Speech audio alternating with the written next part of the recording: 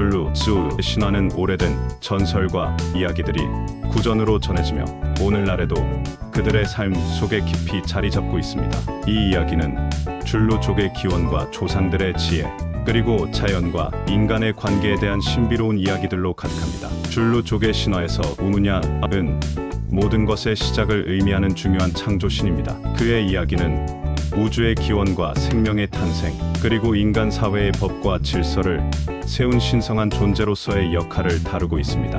우누냐의 기원과 창조. 우누냐의 이야기는 막연한 어둠과 고요함으로 가득했던 원시의 시절로부터 시작됩니다. 그 시절에는 아직 세상이라는 개념조차 존재하지 않았고 모든 것이 혼란과 무질서 속에 잠겨 있었습니다. 이 시절의 우누냐는 천상의 높은 곳에서 잠들어 있었습니다. 그는 모든 생명의 근원이며 우주의 시작이었지만 아직 그 존재가 드러나지 않았습니다. 하루, 우누냐이 조용히 잠에서 깨어났습니다. 그의 깨어남과 동시에 처음으로 의식의 빛이 세상에 퍼졌습니다. 그의 첫 번째 행동은 무의미한 어둠 속에서 자신이 존재하는 것을 느끼고 그 존재의 이유를 찾는 것이었습니다. 그는 자신이 이 넓고 무한한 공간에서 무엇을 해야 하는지를 깨달았고 그리하여 창조의 과정을 시작하게 되었습니다. 세상의 창조. 우누냐는 손을 뻗어 어둠 속에서 빛을 만들어냈습니다. 그는 자신의 손으로 하늘을 그려내고 땅을 형성했습니다. 이 과정에서 그는 무수한 별과 달, 그리고 태양을 하늘에 배치했습니다. 그의 손길로 대양이 생겨났고 강과 산이 형성되었습니다. 이 모든 것은 우누냐의 깊은 지혜와 힘을 통해 이루어진 일이었습니다. 그의 창조 작업은 단지 물리적 세계를 넘어서 생명체들까지 포함되었습니다. 그는 처음으로 나무와 식물들을 창조했고 그들에게 자라는 힘을 주었습니다. 다음으로는 동물들을 만들어내었습니다. 이들은 모두 우누냐의 의도와 조화를 이루며 살아가게 되었고 그는 자신이 만든 생명들이 건강하게 자라나기를 바라며 그들에게 적절한 환경을 제공했습니다. 인간의 창조. 우누냐는 창조의 마지막 단계로 인간을 창조했습니다. 그는 자신의 모습을 반영한 인간을 만들기 위해 갈대밭에서 일어나며 그들의 형상을 새로이 정의했습니다. 첫 번째 인간들은 우누냐의 자손으로 그의 직접적인 창조물들이었습니다. 그는 이들에게 생명의 호흡을 불어넣어 그들이 스스로 자각할 수 있도록 했습니다. 처음 인간들은 자연과 조화를 이루며 살았습니다. 그러나 우누냐는 이들에게 단순한 생명만을 주는 것을 넘어 도덕적 규범과 사회적 법칙도 함께 주었습니다. 그는 이들에게 사냥과 농사, 그리고 서로를 돕는 법을 가르쳤습니다. 이러한 법칙들은 후에 줄루족의 전통과 문화의 기초가 되었고 그의 지혜는 세대를 넘어서 이어지게 되었습니다. 우누냐는 자신이 창조한 모든 것에 대한 책임을 지고 그의 자손들에게 올바른 길을 제시했습니다. 그는 인간에게 자신의 지혜와 법칙을 가르쳤고 이를 통해 그들이 서로 존중하고 협력하며 살아갈 수 있도록 했습니다. 우누냐의 가르침은 줄루족의 도덕적 기준이 되었고 그의 존재는 그들의 세계관과 삶의 방식에 깊이 뿌리내리게 되었습니다. 줄루족은 우누냐를 신성한 존재로 숭배하며 그를 통해 자신의 삶과 세계를 이해했습니다. 우누냐의 전설은 그들의 문화를 형성하고 세대에서 세대로 전해지며 줄루족의 정체성을 만들어가는데 중요한 역할을 했습니다. 우누냐의 이야기는 단순한 신화가 아닙니다. 그것은 줄루족의 존재와 가치, 그리고 그들의 세계를 이해하는 핵심적인 열쇠입니다. 그의 창조와 가르침은 그들의 역사와 문화 속에서 중요한 역할을 하며 오늘날에도 그들의 삶과 신념에 깊은 영향을 미치고 있습니다. 음벨레린간가 일브음브. 음벨레린간가 일브음브는 줄루족의 신화에서 중요한 역할을 하는 천둥신입니다. 그의 존재는 자연의 힘을 상징하며 천둥과 번개, 그리고 폭풍의 신으로 여겨집니다. 음벨레린간가는 줄루족의 신화와 전통 속에서 자연의 신비로운 힘을 구현하며 동시에 신성한 위엄과 경외의 대상입니다. 음벨레린간가의 기원.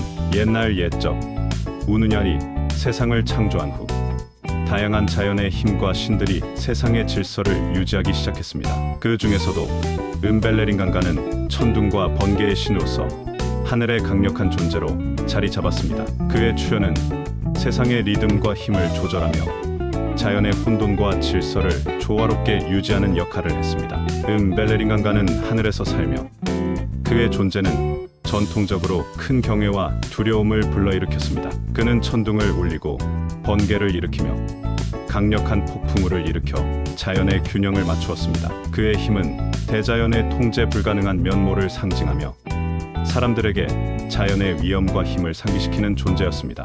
벨레린 강가는 줄루족의 신화에서 단순히 천둥과 번개의 신을 넘어서 자연의 힘과 대자연의 질서를 유지하는 신성한 존재로 묘사됩니다. 그의 역할은 매우 다면적이며 다음과 같은 주요 측면을 포함합니다. 천둥과 번개의 신, 벨레린 강가는 천둥과 번개의 직접적인 원인으로 여겨졌습니다. 그의 천둥 소리는 하늘을 가로막고 그의 번개는 밤하늘을 찢어 조명처럼 비추었습니다. 이러한 현상들은 그의 존재를 실감나게 하고 동시에 사람들에게 경외와 두려움을 불러일으켰습니다. 자연의 질서 유지 벨레린 강가는 자연의 균형과 질서를 유지하는 역할을 했습니다. 폭풍우와 비는 자연의 중요한 일부로 농업과 생태계에 필수적이었습니다. 벨레린 강가는 이러한 자연의 힘을 조절하며 세상의 질서를 유지하고 자연의 조화를 이뤘습니다. 그의 존재는 사람들에게 자연의 강력한 힘을 상기시켰습니다.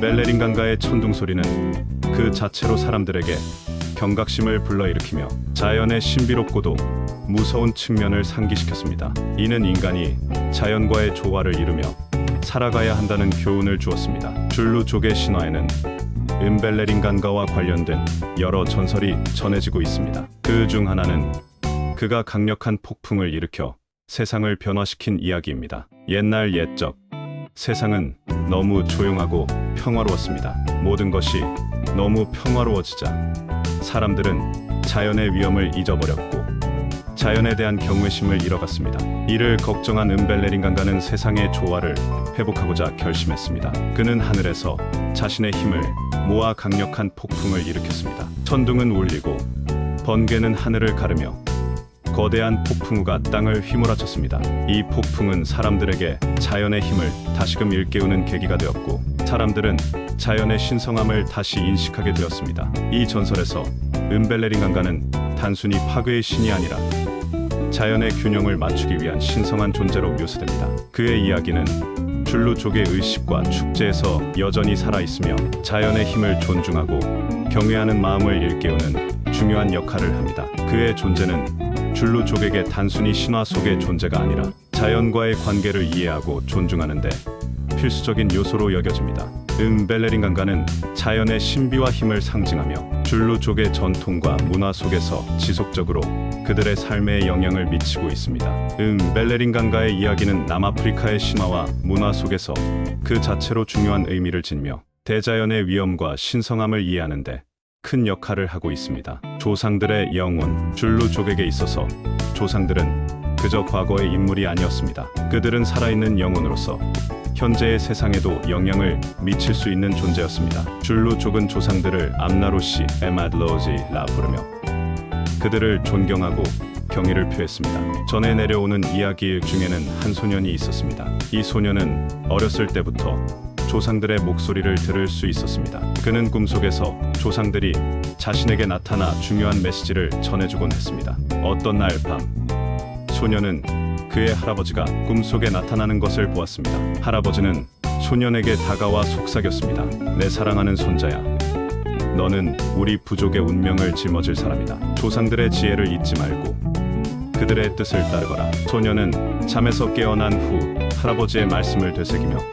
조상들에게 경의를 표했습니다. 그는 조상의 가르침을 따라 부족을 이끌며 그들의 지혜로 많은 어려움을 극복했습니다. 그의 이야기에서 줄루족은 조상의 영혼이 살아있는 이들과 소통할 수 있으며 그들을 인도하고 보호해준다는 신념을 다시금 확인할 수 있었습니다. 자연과 동물들, 줄루족의 신화에서 자연과 동물들은 인간의 삶과 깊이 연결되어 있습니다. 그들은 단순한 생물이 아니라 영적인 존재로 여겨졌습니다. 줄루족의 이야기에서는 동물들이 인간과 이야기하고 때로는 신성한 임무를 수행하는 존재로 등장합니다. 한 전설에 따르면 한 사자가 있었습니다. 이 사자는 왕의 상징이었으며 그 힘과 용기는 줄루족의 왕들이 본받고자 했던 것이었습니다. 어느 날 한 젊은 전사가 사자를 찾아왔습니다. 그는 사자에게 자신의 마음을 털어놓으며 조언을 구했습니다. 위대한 사자여, 나는 전쟁에 나가야 하지만 내 마음이 두려움으로 가득합니다. 나는 어떻게 해야 용기를 낼 수 있을까요? 사자는 조용히 젊은 전사를 바라보며 대답했습니다. 용기는 두려움을 느끼지 않는 것이 아니라 두려움을 넘어서는 것이다. 너의 두려움을 직시하고 그것을 이겨내라. 그러면 진정한 용기가 무엇인지 알게 될 것이다. 젊은 전사는 사자의 말을 깊이 새기며 그의 가르침을 따라 전쟁에 나가 큰 승리를 거두었습니다. 이 이야기는 줄루족에게 용기의 진정한 의미를 일깨워 주었고, 자연과 동물들이 그들의 삶에서 중요한 역할을 한다는 것을 다시금 상기시켜 주었습니다. 이와 같은 줄루 신화는 줄루족의 세계관과 삶의 철학을 형성하는 중요한 요소입니다. 이 이야기들은 그들의 문화와 전통 속에 깊이 자리 잡고 있으며 세대에서 세대로 전해지며 그들의 정체성을 유지하는 데 큰 역할을 하고 있습니다.